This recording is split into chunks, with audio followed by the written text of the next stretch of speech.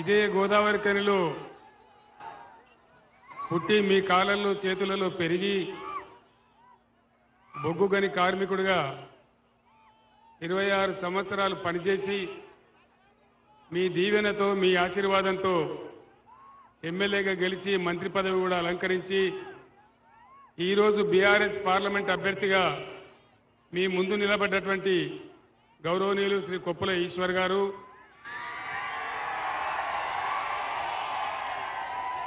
వేదిక పైన ఉన్నటువంటి మాజీ శాసనసభ్యులు, ఎమ్మెల్సీలు, స్థానిక సంస్థల ప్రజాప్రతినిధులు, పార్టీ స్థాయి రాష్ట్ర నాయకులు, మీ అందరికీ కూడా నమస్కారాలు.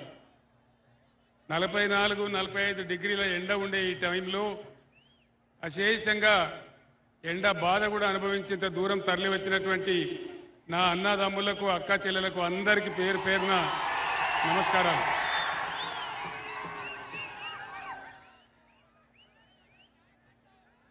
నలభై 48 గంటల తర్వాత నిషేధించబడిన నా గొంతు మళ్ళీ మాట్లాడుతున్నది.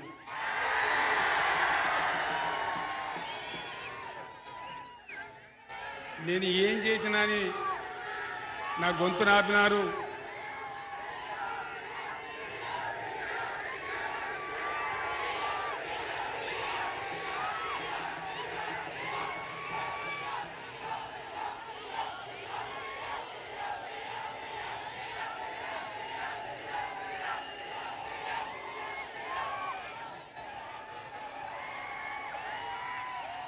ఎందుకోసం నా గొంతు నొక్కేసినారు, ఎందుకోసం ఆపినారు? ఈ రాష్ట్రంలో చేనేత కార్మికుల కోసం ఆర్డర్లు ఇవ్వడం లేదు. గత ప్రభుత్వం ఇచ్చిన ఆర్డర్ల యొక్క బిల్లులు చెల్లించడం లేదు. అనేక చోట్ల చేనేత కార్మికులు ఆత్మహత్య చేసుకుంటా ఉన్నారు అని బీఆర్ఎస్ నాయకులు ప్రశ్నిస్తే, ఒక కాంగ్రెస్ నాయకుడు మీరు మొన్నటిదాకా దొబ్బితిన్న చాలదా, ఇప్పుడు నిరోధులు అమ్ముకోండి, పాపడాలు అమ్ముకోండి అని మాట్లాడినారు. మీకు చేనేత కార్మికులంటే ఇంత అలక కనబడుతున్నారా అని చెప్పి కోపంలో నేను ఒక మాట వాళ్ళనన్నా, ఇది ధర్మమా, ఇట్లా మాట్లాడచ్చునా? ప్రభుత్వంలో ఉన్న పెద్దలు మాకు బతుకు కావాలి, మాకు అన్నం కావాలి అని పేదలు అడిగితే వాళ్ళు చేసిన పని 370 కోట్ల రూపాయల బిల్లులు పెండింగ్ ఉన్నాయని అడిగితే, దాన్ని ఇవ్వమని అడిగితే మీరు నిరోధులు అమ్ముకోండి, పాపడాలు అమ్ముకోండి అని అంటే నా కోపం వచ్చి నేను ఒక మాట అన్నా. ఈరోజు కేసీఆర్ బస్ యాత్ర ప్రారంభమైన తర్వాత కాంగ్రెస్కు బీజేపీకి గుండెలు వణుకుతా ఉన్నాయి. ఇద్దరు కుమ్మక్కైపోయి వీడిని ఎట్లన్నా ఆగబట్టాలి, ఎట్లన్నా వీడిని నిలువరించాలి అనేటువంటి కుట్రగట్టి ఈ నా మీద బ్యాన్ పెట్టినారు. ఆ విషయం మీకు అర్థమైపోయింది, మీ అందరికీ కూడా తెలుసు. ఇవాళ నేను ఇక్కడికి గోదావరి కనికి 2 గంటల ముందే వచ్చినా ఆ దిక్కుమాలిన బ్యాన్ ఉంది కాబట్టి ఆ బ్యాన్ తర్వాతనే రావాలని చెప్పి 8:15 తర్వాత నేను బయటికి రావడం జరిగింది. ఇంకొక మాట మీరు గమనించాలి, రాజకీయాలలో మతం గురించి మాట్లాడడం చాలా పెద్ద తప్పు. ఎన్నికల నిబంధనలకు విరుద్ధం. రోజు కేంద్ర హోంమంత్రి అమిత్ షా దేవుని బొమ్మ నెత్తి మీద పట్టుకొని చేతిలో పట్టుకొని ఆయన సభలు మాట్లాడితే అది ఎలక్షన్ కమిషన్ ఆఫ్ ఇండియా కనిపించదు. డైరెక్ట్గానే హిందువులు, ముస్లింలని అడ్డగోలుగా మతాన్ని అడ్డం పెట్టుకొని స్వయంగా దేశ ప్రధానమంత్రి మాట్లాడినా ఎలక్షన్ కమిషన్ ఆఫ్ ఇండియాకి అది కనిపించదు. ఇక ఈ రాష్ట్ర ముఖ్యమంత్రి ప్రజలకు నువ్వు ఇచ్చిన వాగ్దానాలు ఏం చేసినావని మేము ప్రశ్నిస్తే ఆయన ఏం మాట్లాడతాడు? నీ గుడ్లు వీకి గోళీలు ఆడుకుంటాం, నీ పేగులు తీసి మెడలేసుకుంటాం, నిన్ను పండబెట్టి తొక్కుతాం అని మాట్లాడితే అది చాలా సభ్యంగా ఉంది. కానీ చేనేత కార్మికులకు ఒక అన్యాయం జరుగుతున్నదని మాట్లాడితే చాలా ఈ విధంగా అన్యాయంగా చేసినారు. సరే, ప్రజలు నిర్ణయిస్తారు. ఈ ఎన్నికలలో ప్రజలే ఎప్పుడు కూడా నిర్ణేతలు కాబట్టి మనకు ఎలాంటి ఇబ్బంది లేదు. నేను మీ అందరికీ ఒక మాట మనవి చేస్తా ఉన్నా. 5 నెలల కింద ఈ రాష్ట్రంలో పరిస్థితులు ఎట్లా ఉండే, ఈరోజు ఎట్లా ఉన్నాయి? ఎవరు దానికి కారణం? ఎవరి చాతగానితనం దానికి కారణం? ఇవాళ పెద్దపల్లి జిల్లాలోనే పెద్దపల్లి జిల్లాలోనే 50,000 ఎకరాలకు పైగా పంట పొలాలు ఎండిపోయినాయి. ఇప్పుడే ఎమ్మెల్యేలు మనోహర్ రెడ్డి గారు కానీ ఇంకా మిత్రులు కానీ ధర్మపురి ప్రాంతం వాళ్ళు కానీ నాకు చెప్తా ఉన్నారు 50,000 ఎకరాలకు పైగా పంట పొలాలు ఎండిపోయినాయి. ఎవరు దీనికి కారణం? గత 10 ఏళ్లలో ఎప్పుడైనా ఎండిపోయినాయా? పోయిన 10 ఏళ్లలో పొలాలు ఎండినాయా తెలంగాణలో? మరి ఈరోజు ఎందుకు ఎండుతా ఉన్నాయి? దయచేసి మీరు ఆలోచన చేయాలి. గత 9 సంవత్సరాలలో కరెంటు కోతలు లేవు, కడుపు నిండా కరెంటు ఉండేది. మరి ఈరోజు కరెంటు కోతలు ఎవరు పెట్టినారు? వినబడతలేదు. జై కాంగ్రెసా? ఇలా కరెంటు కోతలు స్టార్ట్ అయిపోయినాయి. పక్కనే గోదావరి ఉంటే తెలంగాణ ఉద్యమ సమయంలో నేను చాలాసార్లు గోదావరి కనికి వచ్చిన. గోదావరి కన్ని నుంచి ఇటు పోయేది, పైకి ఆదిలాబాద్ పోయేది, మళ్ళా ఇటు వచ్చేది. పైసా వేయాలి గోదావరిలో అంటే నీళ్లు వెతికి వేసేది. అటువంటి గోదావరిని సజీవ గోదావరి చేసి బ్రహ్మాండంగా ఎన్ని రోజులు గోదావరిలో నీళ్లుండనో, మనకు ఎంత మంచి నీళ్లు వచ్చినాయో అవన్నీ కూడా మీరు చూసినారు. గోదావరి కన్లో గత 6-7 సంవత్సరాలుగా పుష్కలంగా ప్రతి ఇంటికి మంచిగా ఇళ్లలో నల్లా పెట్టి, పేదవాళ్ళైతే రూపాయికి నల్లా కనెక్షన్ ఇచ్చి ప్రతి ఇంట్లో కూడా నల్లా ఉండే ప్రతిరోజు నీళ్లు వచ్చేది. ఈరోజు ఎందుకు 2 రోజులకు ఒకసారి దినం తప్పి దినం వస్తూ ఉన్నాయి? ఎందుకు మురికి నీళ్లు వస్తూ ఉన్నాయి? దీనికి కారణం ఎవరు? దయచేసి మీరు ఆలోచన చేయాలి. కాంగ్రెస్ 6 గ్యారంటీలు చెప్పింది. 6 గ్యారంటీలలో ఏ ఒక్క గ్యారంటీ అని అమలైందా? మహిళలకు 2,500 వచ్చినాయా? రైతులకు 2 లక్షల రుణమాఫీ అయ్యిందా? ఆటో రిక్షాల చావులు ఆగుతున్నాయా? ఆ ఫ్రీ బస్ అని పెట్టిండ్రు. సరే, పెట్టిండ్రు, సంతోషమే. పెడితే మనం వద్దనం.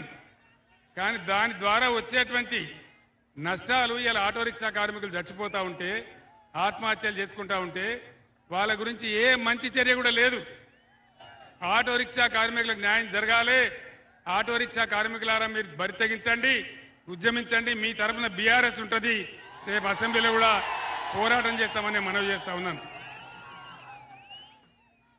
రైతు కూలీలకు 1,200 ఇస్తామని చెప్పి ఎక్కడైనా ఇచ్చిండ్రా? గతంలో మనం కళ్యాణ లక్ష్మి ఇచ్చేది, తులం బంగారం ఇస్తామన్నారు. 2 తులాలు వచ్చిందట కదా? 2 తులాలు అంటున్నారు లేదా? తులం బంగారం తుస్సుమన్నదా? ఎక్కడ రాలే. ఇక ముఖ్యమంత్రి ఏ ఊరికి పోతే ఆ దేవుని మీద ఒట్టు. మరి గోదావరి కనికి వచ్చిండో లేదో నాకు తెలియదు, రాలేదా? ఏ ఊరికి పోతే ఆడ దేవుని మీద ఒట్టు. యాదగిరి గుట్టకు పోతే నరసన్న మీద ఒట్టు, భద్రాచలం పోతే రాముల వారి మీద ఒట్టు. ఇప్పుడైనా పనిచేసేటోడు దేవుళ్ళ మీద ఒట్టు పెట్టుకుంటారా? ఎవడు పెట్టుకుంటాడు? తొండి వేసేటోడే పెట్టుకుంటాడు. ముఖ్యమంత్రి ఏం చెప్పిండు? కేసీఆర్ 1 లక్ష మాఫీ చేసిండు, నేను 2 లక్షలు మాఫీ చేస్తా. ఇక మీరు ఉరుకుర్రి డబ్బులు తీసుకోండి, ఉరుకుర్రి డబ్బులు తీసుకోండి. డిసెంబర్ 9 తారీఖు నాడే 10:30కే మొత్తం మాఫీ చేస్తా అన్నాడు. అయిందా 2 లక్షల రుణమాఫీ? ఎప్పుడు డిసెంబర్ పోయింది, మళ్ళీ ఇప్పుడు ఆగస్టు 15 అంటాడు. ఇంకొక మంత్రి ఏమో మేము ఇస్తామని చెప్పలేదని అంటాడు. నిరుద్యోగ భృతి ఎగబెట్టినరు, అన్నీ కూడా ఏ ఒక్క హామీ కూడా నెరవేర్చలేదు. మళ్ళా మాయమైపోయినటువంటి బోర్ బండ్లు మళ్ళా ఊర్లలోకి వస్తూ ఉన్నాయి. చాలా భయంకరమైన పరిస్థితి. నేను మీ అందరిని ఒక్కటే కోరుతా ఉన్నా, దయచేసి ఎలక్షన్లలో గత్తరబిత్తర ఓటు వేయద్దు, ఆగమాగం ఓటు వేయద్దు. ఎలక్షన్ ఎప్పుడొచ్చినా ఆలోచన చేసి ఎవరు ఏ టైంకి ఉంటే కరెక్టో అనేది నిర్ణయించి మీరు నిర్ణయం తీసుకోవాలి. దానికోసం ఇక్కడ ఒక భయంకరం జరగబోతా ఉంది, చాలా పెద్ద తప్పు జరగబోతా ఉంది. గోదావరి కని సెంటర్లో ప్లీజ్ సింగరేణి కార్మికులు దయచేసి ఆలోచన చేయాలి. ఒక గోదావరి కని కాదు, దాదాపు 10 అసెంబ్లీ నియోజకవర్గాలలో భూపాలపల్లి, సత్తుపల్లి నుంచి ఇక్కడ దాకా ఉన్న మిత్రులు ఆలోచన చేయాలి. ఏం జరుగుతుంది? చాలా పెద్ద కుట్ర జరుగుతూ ఉంది. వీళ్ళు ఏం జరుగుతుంది? సింగరేణిని, మంచిగున్న సింగరేణిని ఒకప్పుడు నిండా ముంచిందే కాంగ్రెస్ పార్టీ. యువకులకు తెలియదు కానీ సత్యం. సెంట్రల్ గవర్నమెంట్ దగ్గర అప్పు తెచ్చి సింగరేణిని నష్టాలలో పంపించి దాన్ని మునుగొట్టిందే కాంగ్రెస్ పార్టీ. వాస్తవానికి సింగరేణి మన తెలంగాణ సొత్తు, మన ఆస్తి, 100% మనకే ఉండే. కేంద్ర ప్రభుత్వం దగ్గర అప్పు తెచ్చి సింగరేణిని నష్టాల్లో పంపించి ఆ అప్పు తిరిగి చెల్లించలేక 49% వాటాను కేంద్ర ప్రభుత్వానికి అప్పచెప్పిందే ఈ దిక్కుమాలిన కాంగ్రెస్ పార్టీ. ఇది కాంగ్రెస్ పార్టీ చరిత్ర. మళ్ళీ ఇప్పుడు ఏం జరుగుతా ఉంది? సింగరేణిలో మనం ఏం చేసినాం? సింగరేణి కార్మికులకు ఎన్ని లాభాలు తెచ్చినాం? ఇలా సిపిఐ సిపిఎం నాయకులను నేను అడుగుతా ఉన్నా. సిపిఐ సిపిఎం నాయకులను నేను అడుగుతా ఉన్నా. వాళ్ళు ధైర్యం ఉంటే రేపు జవాబు చెప్పాలి, ముఖ్యమంత్రితో చెప్పియాలి. ఏం జరుగుతా ఉంది? మీరు ఇలా కాంగ్రెస్ జెండాలు పట్టుకొని, మీ జెండాలు పట్టుకొని తిరుగుతున్నారు, కాంగ్రెస్ కు సపోర్ట్ చేయాలని చెప్తున్నారు. నేను మిమ్మల్ని ఒక్కటే ప్రశ్న అడుగుతా ఉన్నా. ఆనాడు సింగరేణి నష్టాల్లో ఉన్న సింగరేణిని లాభాల్లోకి తెచ్చినాం. ఐటెక్, ఇంటెక్ పేరు మీద ఉన్నటువంటి కార్మిక సంస్థలు డిపెండెంట్ ఉద్యోగాల మీద సంతకం పెట్టి అవి మునుగొట్టిందే వీళ్లు. బీఆర్ఎస్ ప్రభుత్వం వచ్చిన తర్వాత దాన్ని పునరుద్ధరించి బ్రహ్మాండంగా 19,000 మంది పిల్లలకు ఉద్యోగాలు కూడా ఇచ్చినాం. సింగరేణి సిమ్స్ అనే పేరు మీద, Singareni institute of medical sciences అనే పేరు మీద బ్రహ్మాండంగా ఇక్కడ మెడికల్ కాలేజీ పెట్టుకున్నాం. ఆ మెడికల్ కాలేజీలో 5% కార్మికుల పిల్లలకే సీట్లు వచ్చేటట్టు కూడా మనం చేసుకున్నాం. నేను ఒక మాట చెప్తా ఉన్నా, ఇది చాలా పెద్ద ప్రమాదం రాబోతా ఉంది. ఈ రాష్ట్ర ముఖ్యమంత్రి అంటాడు నదులు అప్పచెప్తే సప్పుడు చేయడు. కృష్ణానది కొంచెపోయి కేఆర్ఎంబీకి అప్పచెప్పిండు. గోదావరి నీళ్ళు ఎత్తుకొని పోతా, ఇచ్చంపల్లి కాడ ప్రాజెక్టు కడతా, నేను తమిళనాడుకి ఇస్తా, నేను కర్ణాటకకి ఇస్తా అని చెప్పి ప్రధానమంత్రి మాట్లాడుతూ ఉంటే, ఈ ముఖ్యమంత్రికి లెటర్లు పంపిస్తా ఉంటే దానికి కుయ్యి లేదు, కుట్టుకు లేదు, ఏం లేదు. అదే నేనున్ననాడు కూడా ఇదే ప్రతిపాదన తెచ్చాడు నరేంద్ర మోదీ. నేను చెప్పిన కేసీఆర్ బతికి ఉండంగా గోదావరి నీళ్లు తీసుకుపోతా అంటే నా ప్రాణం పోయినా మంచిదే కానీ ఒప్పుకోను అని నేను చెప్పిన. మరి అలా ఈ ముఖ్యమంత్రి మౌనం వెనుక ఉన్నటువంటి మతలబు ఏంది? దయచేసి మీరు ఆలోచన చేయాలి. ఎందుకోసం ఇలా గోదావరి ఉన్న ఒకే ఒక నది గోదావరి మన బతుకు. మరి దాన్నే తీసుకొని పోతా అంటే కాంగ్రెస్ పార్టీ కానీ, ముఖ్యమంత్రి కానీ, ఎవరు కానీ కనీసం నోరు తెరిచి మాట్లాడే పరిస్థితి లేదు. నేను ఒక్కటే మాట మీకు మనవి చేస్తా ఉన్నా, పెద్ద దోకా కాబోతా ఉంది. ఇక్కడ ఉన్న ముఖ్యమంత్రి ఏమంటాడు? నరేంద్ర మోడీ సాబ్ ఆప్ హమారే బడే భాయి హే, మీరు మా పెద్దన్న, నేను మీ చిన్నాన్న, నేను గుజరాత్ మోడల్ పెట్టుకుంటా అంటాడు. ఆ గుజరాత్లో మన్ను కూడా వెళ్తా దరిద్రం పాడైంది. పేదల సంక్షేమం చూడరు, పేదల గురించి పట్టించుకోరు. అక్కడ పెట్టుబడిదారుల రాజ్యమే తప్ప కార్మికులకు కానీ ప్రజలకు కానీ మాట్లాడే హక్కులు కూడా లేవు గుజరాత్ రాష్ట్రంలో. మీరు మీ మిత్రులను అడిగి తెలుసుకోండి అక్కడ ఏం జరుగుతుంది. ఇదే ముఖ్యమంత్రి దావోస్ పోయినప్పుడు మోదీ చోటేబాయ్, ఎవరు?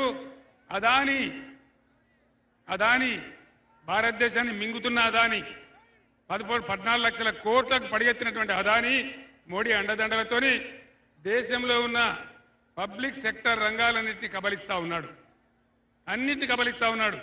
టీవీ రంగం కావచ్చు, కేబుల్స్ కావచ్చు, ప్రతి రంగాన్ని, ఉన్న ఓడరేవులన్నీ కూడా ఆయనకు అన్యాక్రాంతం అయిపోయినాయి.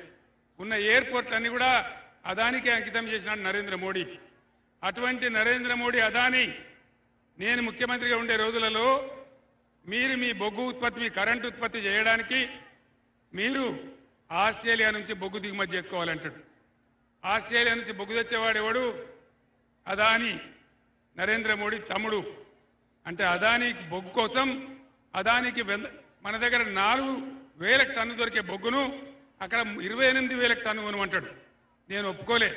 నేను చెప్పిన నువ్వు ఏం చేసినా సరే, నా ప్రాణం పోయినా సరే నేను ఒప్పుకోను. నాకు సింగరేణి బొగ్గు ఉన్నది, నా సొంత బొగ్గు ఉన్నది, నీ బొగ్గు నాకెందుకు నేను చెప్పిన. ఇలా ఇదే ముఖ్యమంత్రి పోయి స్విట్జర్లాండ్లో దావోస్లో అదానికి పాటకు తెరిచొచ్చిండు, గేట్ తెరిచొచ్చిండు. అదాని గారు మీరు రాండి, తెలంగాణకు రాండి, 4 చేతులు దోసుకోండి అని సంతకాలు కూడా పెట్టి అదానిని పిలిచి వచ్చినాడు. పార్లమెంట్ ఎన్నికలు అవుడే ఆలస్యం. ఏం చేస్తారు? ఉన్న సింగరేణిని ఊడగొడతారు నరేంద్ర మోడీ, రేవంత్ రెడ్డి కలిసి. ఇది నిజమా కాదా మీ ఇంటికి పోయిన తర్వాత మీరు చర్చ చేయండి. ముఖ్యమంత్రి ఎందుకు పిలిచాడు అదానిని తెలంగాణకు? నేను ఎందుకు రానివ్వలేదు? నేను అడుగు పెట్టనీయలే. బిడ్డ అడుగు పెడితే ఖబర్దారని చెప్పిన నేను రానియలే. కానీ ఇవాళ ఇదే ముఖ్యమంత్రి ఆహ్వానిస్తా ఉన్నాడు. తెలంగాణ సింగరేణికి కొంగు బంగారం, ఒక ఉద్యోగ వనరు, లక్షల మంది కార్మికులు వాళ్ళని అనుసరించుకుని అనేక మంది ప్రజలు బతికేటువంటి ప్రాంతం సింగరేణి. దీన్ని ఇంకా విస్తరించాలా. దీనికి అక్కడున్న బయ్యారం ఉక్కు గనులు కానీ, గోదావరి ఇసుక గనులు కానీ అవన్నీ సింగరేణికే ఇయ్యాలని చెప్పి నేనున్నప్పుడు నేను ఆలోచన చేసిన. సింగరేణి డైరెక్టర్ను నేను ఆస్ట్రేలియాకు, ఇండోనేషియాకు పంపించిన. ఎందుకోసం? అదాని పట్టుకొని కోర్టు గడిస్తా ఉన్నాడు. మనం కూడా పోయి అక్కడ ఎందుకు పట్టుకోవద్దు? సింగరేణి కంపెనీ ఆస్ట్రేలియాలో, ఇండోనేషియాలో పెట్టమని నేను చెప్పినా. కానీ ఇవాళ అదాని బొగ్గు తీసుకుందామని ఈ ముఖ్యమంత్రి ప్రయత్నం చేస్తూ ఉన్నాడు. ఇది తేడా. రాబోయే రోజులలో ఈ ఇంత సింగరేణి ఊడగొట్టి అదానికి అప్పగిస్తే మన కార్మికుల నోట్లో మట్టి, మన ప్రజల నోట్లో మట్టి, మొత్తం సింగరేణి ప్రాంతాలన్నీ కూడా మన బతుకులు బొగ్గయ్యే పరిస్థితి ఉంటుంది. సింగరేణి కార్మికులు ఈ మాటను చైతన్యంతోనే ఆలోచించాలి. మీ నిర్ణయం అట్లా తీసుకోవాలని నేను కోరుతా ఉన్నా. ఇది చాలా ప్రమాదం, తెలంగాణకు ప్రమాదం. ఇవాళ మీరు పార్లమెంట్లో గనక బీజేపీనో కాంగ్రెస్నో గెలిపిస్తే నేను కూడా ఏం చెయ్యలేను, నా వల్ల కూడా ఏం కాదు. అదే కొప్పుల ఈశ్వర్ గెలిస్తే, ఈ గడ్డబిడ్డ గెలిస్తే మొత్తం బీఆర్ఎస్ ఎంపీలు పార్లమెంటులో ఎగిరి గంతేసి కొట్లాడి పీక పట్టుకొని బిడ్డ మా సింగరేణి ఎట్లా ముస్తామని చెప్పి కొట్లాడతారు తప్ప సింగరేణి మాత్రం మునిగిపోతుంది. మీ బిడ్డగా ఇవాళ గోదావరి సెంటర్లో, గోదావరి కన్లో నేను చెప్తా ఉన్నా, మీ కళ్ళ ముందే ఇది జరుగుతుంది. తస్మాత్ జాగ్రత్త అని చెప్పి నేను మీ అందరినీ కోరుతా ఉన్నా.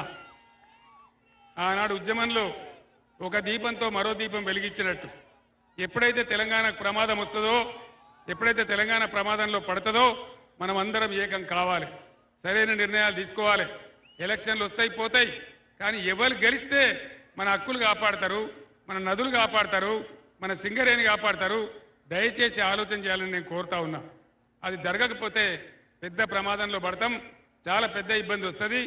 దానికోసం మీ కాళ్ళల్లో చేలల్లో మీ మధ్యలో పెరిగిన బిడ్డ, మీ బిడ్డ, సింగరేణి కష్టం తెలిసిన బిడ్డ ఈశ్వర్ గెలిస్తేనే తప్పకుండా మన హక్కుల కోసం కొట్లాడతాడు. కాబట్టి దయచేసి అన్ని వర్గాల ప్రజలు కూడా ఆలోచించి, గోదావరికి అనుకున్న ఈ వైభవం, మంచిర్యాలకున్న వైభవం, ఇలా భూపాలపల్లి, సత్తుపల్లి, కొత్తగూడెం ఉన్న వైభవం సింగరేణిని కాపాడుకోవాలంటే ఖచ్చితంగా బొగ్గు గారి కార్మికులు ఉన్నటువంటి పక్షాన ఉన్నటువంటి ఈయన గెలిస్తేనే బ్రహ్మాండంగా జరుగుతుంది. నరేంద్ర మోడీ 10 ఏళ్ల కిందకి రాజ్యానికి వచ్చింది. నరేంద్ర మోడీ వాగ్దానాలు ఎన్నండి? సబ్కా సాత్ సబ్కా వికాస్ అయిందా? సత్యనాశ అయింది దేశం. ఇలా మన రూపాయి విలువ ఎంత ప్రపంచ మార్కెట్లో? డాలర్ ముందు మన రూపాయి విలువ 84 రూపాయలు. ఈయన కన్నా ముందు 14 మంది ప్రధానమంత్రులు పనిచేసింది. ఏ ప్రధానమంత్రి టైంలో కూడా మన భారతదేశం రూపాయి విలువ ఇంత తక్కువకు పడిపోలే, ఇంత తక్కువకు దిగజారలే. దేశం అప్పులపాలైంది, కంపెనీలు మాయమవుతున్నాయి, పబ్లిక్ సెక్టర్ మునిగిపోతున్నది, కార్మికులు రోడ్డున పడుతున్నారు, మొత్తం నాశనం అవుతున్నది తప్ప ఏమి లేదు. చివరికి రైల్వే లాంటి అతిపెద్ద సంస్థను కూడా, లక్షల మంది కార్మికులు బతికే సంస్థను కూడా క్రమంగా ప్రైవేట్ పరం చేస్తూ ఉన్నారు. బ్యాంకులు ప్రైవేట్ చేస్తూ ఉన్నారు, ఎల్ఐసిని ప్రైవేట్ చేస్తూ ఉన్నారు. ఈ నరేంద్ర మోడీ రాజ్యంలో ప్రైవేటైజేషన్ తప్ప ఇంకోటి లేదు.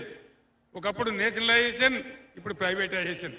కాబట్టి దయచేసి చాలా ప్రమాదంలో పడబోతా ఉన్నాం. ఆ బీజేపీ లేపే మత విద్వేషంలో పడి మనం ముందుకు పోతే ఏమీ రాదు. బేటీ పడావో బేటీ బచావో, ఎవల బేటీ ఎక్కడ బేటీ అని అన్నదా? జన్ధన్ ఖాతా రూపాయి వచ్చిందా? 15 లక్షలు మీ ఖాతాలు ఇస్తామంటే వచ్చినాయా? అంటే ఎప్పుడొస్తాయి? 15 ఏళ్ళకి వస్తాయా? కాబట్టి ఈ నరేంద్ర మోడీ పాలనలో మత విద్వేషం, హింస దేశాన్ని నాశనం చేయడమే తప్ప దేశానికి ఎప్పుడు కూడా ఎక్కడ కూడా మేలు జరగలే. ఇలా వార్తలు వస్తూ ఉన్నాయి. నరేంద్ర మోడీ కూడా 200 సీట్ల కన్నా రావు అని చెప్పి రోజు వార్తలు వస్తూ ఉన్నాయి. మీరందరూ కూడా చూస్తూ ఉన్నారు. కేంద్రంలో రాబోయేది సంకీర్ణ ప్రభుత్వమే రాబోతా ఉంది. బీఆర్ఎస్ ఎంపీలు ఇక్కడ 14-15 ఎంపీలు గెలిస్తే తెలంగాణ నదులు, నీళ్లు, మన బొగ్గు, మన సింగరేణి, మన ఉద్యోగాలు అన్ని కూడా కాపాడుకునే అవకాశం ఉంటుంది. కాబట్టి బీఆర్ఎస్ ఎంపీల గెలుపులోనే తెలంగాణ గెలుపున్నది. కాబట్టి మీరందరూ విజ్ఞతతోనే ఆలోచించి దయచేసి అరచేతిలో వైకుంఠం చూపించి 6 గ్యారంటీలని చెప్పి మోసం చేసిన కాంగ్రెస్ కు కాల్చి వాత పెట్టే సమయం వచ్చింది. వాళ్ళకి బుద్ధి చెప్పే సమయం వచ్చింది. బీఆర్ఎస్ బలంగా ఉంటేనే రేపు ఉద్యమాలు చేసైనా సరే మీకు ఇచ్చిన వాగ్దానాలు నెరవేర్చడానికి ప్రయత్నం చేస్తుంది. కాబట్టి దయచేసి ఈ ఎన్నికల్లో విజ్ఞతతోని ఆలోచించి మీరు ఖచ్చితంగా బీఆర్ఎస్ అభ్యర్థులు గెలిపించాలి. కొప్పుల ఈశ్వర్ అయితే మీకు తెలుసు, సౌమ్యుడు, వినయమున్నవాడు, విధేయత ఉన్నవాడు, నిస్వార్థంగా బతికినవాడు, మంచి పేరు ప్రతిష్టలున్నటువంటి వ్యక్తి. మీ గోదావరికని బిడ్డ, మీ కార్మికుడు. ఆయనను గెలిపిస్తే మీ పక్షాన కొట్లాడతాడు. కాబట్టి కార్మిక లోకమంతా కూడా దయచేసి ఆలోచన చేసి, ఇతర మేధావులు కూడా ఆలోచన చేసి బీఆర్ఎస్ని గెలిపించాలని నేను కోరుతా ఉన్నా. मुसलमान भाइयों को बहनों को मैं सलाम करता हूं और आपसे मैं अदबन गुजारिश करता हूं। आज यहां कांग्रेस पार्टी तीसरे दर्जे पे है, हमारा मुकाबला बीजेपी से है। अगर आप लोग कहीं गुमराह होके उनको वोट देंगे कांग्रेस को तो काम का यहां बीजेपी जीत जाएगा, हमें मिलने वाला कुछ नहीं है। मैं पीछे माइनॉरिटी डेवलपमेंट के लिए कितना अच्छा काम किया, कितने माइनॉरिटी रेजिडेंशियल स्कूल खोला, बच्चे किस तरीके से पढ़ रहे हैं ये आप तमाम जानते हैं। हर रमजान में मैं आपको तोहफा भिजाता था। क्या आज इस महीने तोहफा आया? रमजान तोहफा आया? क्यों नहीं आया? क्या मतलब है? इसके पीछे कौन है? हम गंगा जमुना तहजीब सभी को साथ लेकर चल रहे हैं। దళిత బంధు సోదరులకు దళిత బంధు బంద్ చేసిండ్రు. ఎందుకు బంద్ చేయాలా? ఏం పాపం చేసిండ్రు వాళ్ళు? వాళ్ళు పైకి రావద్దా? వాళ్ళు అట్లే ఉండాలన్న అట్టడుగునా? వాళ్ళు కనీసం సంవత్సరానికో 1,00,000 కుటుంబాలను రావాలని పోయిన సంవత్సరం మేము 1,30,000 కుటుంబాలకు శాంక్షన్ చేసినాం. డబ్బులు కూడా విడుదల చేసినాం. వాటన్నిటిని వాపసు తీసుకున్నాడు రేవంత్ రెడ్డి. ఇదే కాంగ్రెస్ గవర్నమెంట్. ఇలా దళితులు ప్రతీకారం చేయాలి. తప్పకుండా ముఖ్యమంత్రి మెడలు వంచానంటే బీఆర్ఎస్ కు ఓటేసి ఒక సురుకు అంటియాలి. అప్పుడే క్యాలొస్తుంది తప్ప లేకపోతే రాదు. మరొక్క మారు మీ అందరిని మీ బిడ్డగా నేను కోరుతా ఉన్నా. ఆనాడు 2001లో ఈ జెండా ఎగరేసి ఎవడు లేనినాడు, నా ఎంబడి పిడికెడు మంది లేనినాడు తెలంగాణ వస్తే తప్ప తెలంగాణ బాధలు తీరాయని నా ప్రాణాలు అడ్డం పెట్టి ఈ తెలంగాణ కోసం నేను పోరాటం చేసిన. చావు నోట్లో తలకాయ పెట్టి తెలంగాణ నేను తెచ్చిన తర్వాత సింగరేణి బాగు చేసుకున్నాం, ప్రాజెక్టులు కట్టుకున్నాం, నీళ్లు తెచ్చుకున్నాం, కరెంటు తెచ్చుకున్నాం, మంచినీళ్లు తెచ్చుకున్నాం, పేద సాధలు ఆదుకున్నాం. ముసలి వాళ్ళకు 4,000 పెన్షన్ వచ్చిందా? రాలేదా? ఏ 6,000 ఇచ్చిందట? లేదా? మొత్తం అయిపోయినాయి. మా ఆజ్ఞలు అమలైపోయినాయి అంటున్న ముఖ్యమంత్రి. కాలేదా? మనము ఆ రోజు 200 రూపాయల పెన్షన్ 2,000 చేసినాం. వాళ్ళని కడుపులో పెట్టుకున్నాం. టైంకు ప్రతి నెల డబ్బులు ఇచ్చి బ్రహ్మాండంగా వాళ్ళని ఆదుకున్నాం. 4,000 ఇస్తామని వాళ్ళని మోసం చేసి చివరికి ముసలోళ్ళది నేను ఇచ్చిన 2,000 కూడా జనవరి నెలలో రాకుండా ఒక నెల కట్ చేసినారు. మీ అందరికి తెలుసా విషయం? వాళ్ళు కూడా ఇప్పుడు బాధపడతా ఉన్నారు. నేను మీ అందరినీ కోరేది, నేను ఒక్క మాట మీకు మనవి చేస్తా. ఇటువంటి అక్రమాలు చేసిన కాంగ్రెస్ ఇది శానకాలం ఉండదు, గడబడవుతుంది. మళ్ళా వచ్చేది బీఆర్ఎస్ రాజ్యమే. డెఫినెట్గా వస్తుంది. ప్రజల దీవెనతోని, ప్రజల అండదండలతోని ఖచ్చితంగా మళ్ళా గవర్నమెంట్ బీఆర్ఎస్ఏ వస్తుంది. అన్ని కూడా బ్రహ్మాండంగా చేసుకుంటాం, అన్ని రకాలుగా ముందుకు పోతాం. అందువల్ల నేను మిమ్మల్ని కోరేది, ఈ పార్లమెంట్ ఎన్నికలలో ఖచ్చితంగా బీఆర్ఎస్ అభ్యర్థులు గెలిస్తేనే తెలంగాణకు బలం. తెలంగాణ దళం బీఆర్ఎస్, తెలంగాణ గలం బీఆర్ఎస్. కాబట్టి బీఆర్ఎస్ అభ్యర్థులు గెలిస్తేనే తెలంగాణ హక్కులు కాపాడతాయి. సింగరేణి మనది మనకుంటుంది, కొట్లాడతాం. నదుల నీళ్ళు ఎక్కడికి పోవు, అన్ని వర్గాల ప్రజలను కాపాడుకుంటాం, అందరినీ కలిపి ముందుకు తీసుకొని పోతాం. కాబట్టి దయచేసి బీఆర్ఎస్ అభ్యర్థుల్ని గెలిపించాలని కోరుతా ఉన్నా. మరొక్కసారి మీ అందరిని నేను మనవి చేస్తా ఉన్నా. ఇవాళ గోదావరి కనిలో 43-44 డిగ్రీల ఎండ ఉన్నది. అయినా కూడా మీరు ఇంత పెద్ద సంఖ్యలో వచ్చి బ్రహ్మాండమైన స్వాగతం తెలిపినందుకు పేరు పేరున మీ అందరికి కూడా ధన్యవాదాలు తెలియజేస్తూ నేను సెలవు తీసుకుంటా ఉన్నా. జై తెలంగాణ, జై తెలంగాణ. కారు గుర్తుకే, కారు గుర్తుకే. జై తెలంగాణ. ధన్యవాదాలు.